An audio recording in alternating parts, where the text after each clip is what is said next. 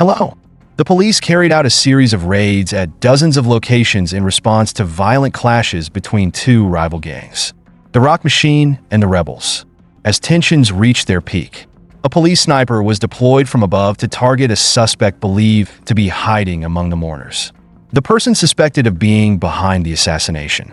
On March 15, 2021, residents of Prince woke up in a state of utter shock as news broke that a former veteran, once considered a hero of the neighborhood, had been arrested in connection to the assassination of former Rebels leader Nick Martin in a public shooting that shook the entire area. But this was just the tip of the iceberg. Some believed this was inevitable, while others feared it was just the beginning of a violent storm that would engulf Western Australia in unrelenting bloodshed. Stay tuned as we delve into the brutal, unrelenting war between the Rebels and the Rock Machine, a conflict that has lasted for years, plunging an entire region into chaos. From suicide bombings to bloody midnight manhunts, we will explore the origins of these outlaw clubs, the reasons behind their bitter rivalry, and the current state of this ongoing war. In the early 2000s, they were embroiled in the deadliest and most brutal conflict in the history of motorcycle gangs when they clashed head-on with the Hells Angels in Canada. This war turned the streets of Quebec into a fiery battleground, with numerous buildings bombed and both gangs being responsible for the deaths of at least 160 people. So who exactly are the Rock Machine, and how did this Canadian-based motorcycle club make its way to Australia? The Rock Machine was founded in 1986 by Canadian biker legend Salvatore Cazzetta and his brother Giovanni Cazzetta. At that time, Salvatore had just broken away from the Hells Angels following the bloody Lennoxville Purge, when Hells Angels turned on each other, leading to the deaths of several members. Their bodies later discovered at the bottom of the St. Lawrence River. The life of a newly formed club was never easy, especially when they faced fierce competition from other motorcycle gangs, particularly the Hells Angels. However, due to the close relationship between Salvatore and Maurice Mom Boucher, president of the Hells Angels Quebec chapter at the time, tensions between the two clubs didn't escalate immediately. Unfortunately, peace didn't last long. When Salvatore was imprisoned, Maurice quickly seized the opportunity to strike at the Rock Machine, igniting a decade-long bloody gang war in Quebec. Ultimately, Hells Angels triumphed, and with no other choice, the Rock Machine was forced to disband, accepting a painful turning point by merging with the Mongols gang. But just when it seemed that everything had settled down, Bandido soon found itself facing fierce internal conflicts that led to its disbandment after just a few short years. In 2007, in a dramatic turn of events, some remaining members of the Bandidos, along with former members of the Mongols gang, decided to abandon the powerful red and yellow jackets of the Bandidos. They sought to reclaim their old identity and re-establish Rock Machine under a new banner, black and platinum. Although newly reborn, Rock Machine quickly rose to become a formidable international organization, eventually dominating Canada and becoming the largest motorcycle club in the country with over 200 chapters in 27 countries. However, the story of Rock Machine's resurgence didn't end there. A phone call from an Australian teenager changed everything. Brent Rickard, also known as The Rock, was the man who paved the way for Rock Machine's arrival in Australia. The Rock had declared that he would become the most notorious and feared biker in the land of kangaroos, and Brent proved his words by action, standing at 6 feet 2 inches with his body completely covered in tattoos. He struck fear into anyone who laid eyes on him. Every time he had a house inspection, Brent had to use stage makeup to cover up the prominent tattoos on his body. But that wasn't the only thing that made Brent stand out. With just a simple phone call to the Rock Machine chapter in Canada, he asked whether he could open a chapter of Rock Machine in Australia. Impressed by his enthusiasm and unshakable determination, they couldn't refuse, and in 2008, the first Rock Machine chapter in Australia was officially born. The club grew rapidly, and by early 2009, another chapter was established in New South Wales, in the Sydney area.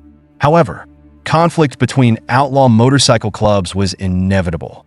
Other clubs that had been firmly established in Australia began to take notice of Rock Machine's presence. The early confrontations were limited to small bar brawls, But tensions began to escalate when Joseph Critical J. Strachan decided to open Rock Machine's third chapter in mid-2009 in the Upper Perth suburbs. This was the territory of the Rebels Motorcycle Club, and they were not about to tolerate any intruders. The presence of Rock Machine here was seen as a direct challenge.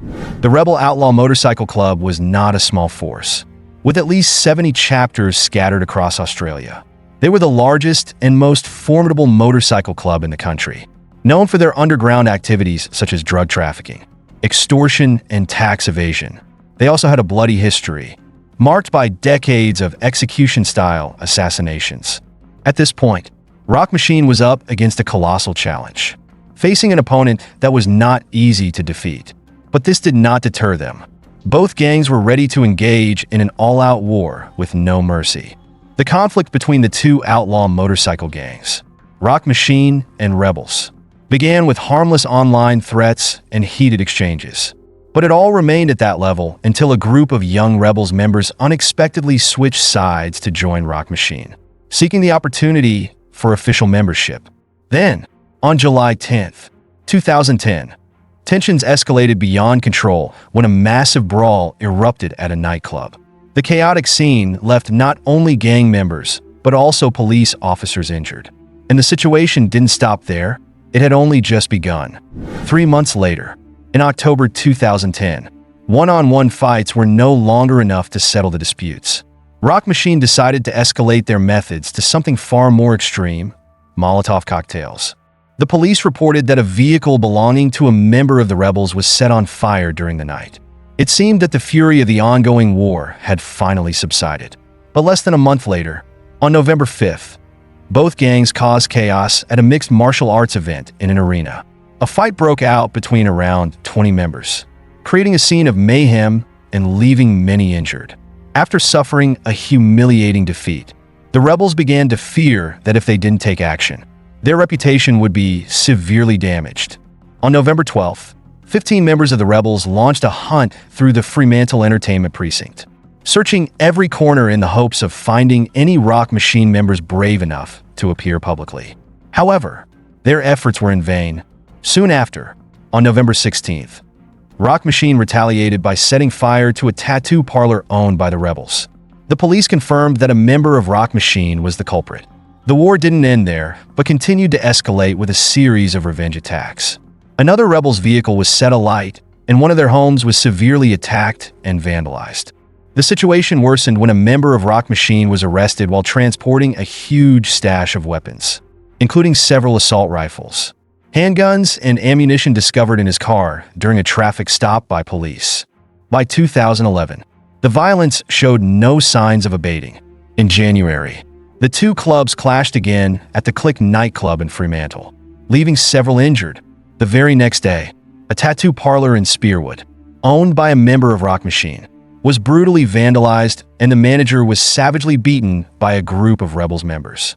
It seemed the police were struggling to regain control as both gangs became increasingly bold. Disregarding all laws, everyone realized that without strong intervention, things would only get worse and could result in tragic deaths. On January 24th, 2011, the police could no longer sit idly by. They decided to take their most aggressive action yet. An armored vehicle rammed through the gates of the Rebels headquarters in Osborne. The tactical response team immediately cut through the security doors and threw stun grenades into the building. However, what shocked everyone was when the police announced that they had found nothing during the raid. At the same time, Nick Martin, the president of the Rebels in Western Australia, immediately demanded that the government compensate for the damage to the group's building. Tensions between the two gangs reached a boiling point, and all signs indicated that the conflict would not end in peace. But just 2 weeks later, people's worst fears came true when the conflict between the Rebels and Rock Machine became even more dangerous, threatening to cause a disaster. On February 25th, 2011, the police discovered and seized a massive quantity of explosives from Rock Machine's headquarters. According to the official report, they confiscated enough explosives, detonators, and a high-powered drill that, if used, could have destroyed an entire building and caused significant casualties. The investigation continued, revealing that Rock Machine in Canada was the source of these deadly weapons. The authorities found a total of 54 units of power gel explosives and 68 detonators, enough to destroy not just one area, but an entire city if not stopped in time. Despite this, the violence did not diminish. On March 18, 2011, Nick Martin, the president of the rebels in Western Australia, became the target of an assassination attempt as he stopped his Harley-Davidson outside his home in Perth. An attacker from the shadows shot him in the elbow. Though he survived, the attack reignited tensions between the two gangs. The police immediately conducted large-scale raids on 9 properties associated with both the rebels and Rock Machine, seizing dozens of firearms and more than 300 rounds of ammunition. However, only 2 individuals were arrested. Amidst the chaos, Rock Machine seemed to be gaining the upper hand over the rebels, a larger and more experienced organization. Motorcycle gang experts noted that Rock Machine's success stemmed from their bold, unpredictable attacks, which kept their rivals constantly on the defensive. Additionally, the rapid influx of new members helped them expand their influence, attracting people from other gangs as well. In June 2012, a wave of younger recruits led Rock Machine to open its second chapter in South Perth. Their swift expansion caught the attention of authorities, particularly as Google searches for how to join the group surged. However, the Rock Machine members in Australia were unlike any other outlaw motorcycle gang. While they still rode Harley-Davidsons, they didn't emphasize the typical gang attire, such as leather jackets or engraved accessories. Instead, they favored a unique fashion style, mostly featuring eagle rings and black and platinum colors. What set them apart even more was their youthful appearance, body-conscious lifestyle, and their penchant for wearing high-end sneakers, giving them the image of Nike Beakies. This not only made them stand out, but also made them harder to detect, easily attracting young bikers looking for a new style. With their rapidly growing numbers, many began to believe that Rock Machine would dominate the underground world of Western Australia. However, the rapid expansion created a significant problem. The sheer volume of new members made it increasingly difficult to manage the group. Most of the new recruits were young, inexperienced bikers who failed to adhere to the organization's discipline, leading to serious internal conflicts. This provided an opportunity for the police to infiltrate and attack the organization from within. But even this wasn't enough to break their resolve. Then, in November 2012, a dramatic and historic event changed everything forever. Western Australia passed a revolutionary law with strict provisions aimed at combating organized crime. One of the standout clauses of the bill was a total ban on gang members having any contact, exchanging information, or even making phone calls to each other. Although it would take a few more years for these regulations to be fully enforced, the hefty fine of up to $12,000 caused many young members to leave Rock Machine. Along with the relentless police crackdowns, the group suffered a significant weakening during this period. Under immense pressure, history repeated itself in 2013 when a chapter of Rock Machine was forced to join Bandidos Australia, marking a temporary decline of the gang. For the next 2 years, while there were no clear signs of their existence, rumors spread through the streets. Authorities couldn't find solid proof, but they remained suspicious that Rock Machine had not been completely defeated. By 2015, rumors of their return began to be confirmed. The Advertiser reported that Rock Machine had resumed activities in the Christie's Beach and Seaford areas. Other motorcycle gangs didn't view this as a serious threat and dismissed them as dreamers. However, the police continued to monitor the situation closely. In April 2018, authorities officially discovered signs of Rock Machine's resurgence, with the familiar eagle logo and the words Rock Machine Nomads emerging. A tense scenario seemed to have been unfolding for some time, and just a few weeks later, law enforcement announced that the group had reopened their headquarters in Perth, signaling that their rivalry with the rebels, their arch-nemesis, was once again about to escalate. By August 2019, arson attacks, drive-by shootings, and assaults on the property of members from both gangs had become a regular occurrence, creating an atmosphere of unprecedented tension. South Australian police had identified Rock Machine as a serious threat, but it wasn't until December 12, 2020, that the full extent of the danger would be felt nationwide. On a lively afternoon at a drag racing event at Perth Motorplex, a bullet suddenly flew across the track, striking a 5-year-old child before continuing into the chest of Nick Martin. the former leader of the rebels. His body collapsed to the ground before anyone could comprehend what had happened. In an instant, the crowd panicked, scattering in all directions, fearing the shooter might strike again. This wasn't the first attempt on Nick Martin's life, but this time, they succeeded. His death, occurring in broad daylight at a crowded event, sent shockwaves through the entire country. A senior police officer stated, "We are not just stopping them. We are going to destroy these outlaw motorcycle gangs." In response, over 100 police officers were mobilized into a special unit to investigate the assassination. Although no official information had been released, Rock Machine immediately became the prime suspect. The long-standing feud between the rebels and Rock Machine had now reached a boiling point, signaling an unstoppable storm on the horizon. On December 25, 2020, Nick Martin's funeral was held with great fanfare, a tribute to their fallen leader. Viewed by the rebels as a hero, over 200 rebels members, all wearing gang t-shirts with the club's emblem, escorted the casket, which was adorned with 100 bills. The procession was closely monitored by police, with a sniper in a helicopter ready to respond to any threat. The funeral marched along Scarborough Beach Road, heading to the burial site, creating a tense atmosphere that felt like a declaration of war even in this solemn moment. Alex Vela, the former national president of the rebels, couldn't be absent from the event. Despite having been living in exile in Malta since 2014 after his visa was revoked due to personality issues, through a video message, he proudly recited, he was a president, full of pride, symbolizing brotherhood. Yet, beneath this praise, there were darker undertones. Police had uncovered simmering tensions within the rebels just months before the assassination. The 51-year-old leader, referred to as the Great Leader, was suspected of embezzling club funds and had recently been stripped of his presidency after losing several key members to the Mongols gang in early 2020. So, was Rock Machine behind the assassination? Or was this an internal attack? The truth remained a mystery. Then, a suspicious development occurred while the funeral was taking place. Nick Martin's house was robbed, and over $20,000 was stolen from his wife. It wasn't clear whether this was an inside job, but it certainly added complexity to the investigation. With little time to waste, the police were determined to uncover the truth and eliminate the threat looming over the entire community. Just 3 months after the assassination, a major surprise came to light. Police arrested a former veteran, someone no one had suspected to be involved. However, his identity was kept secret.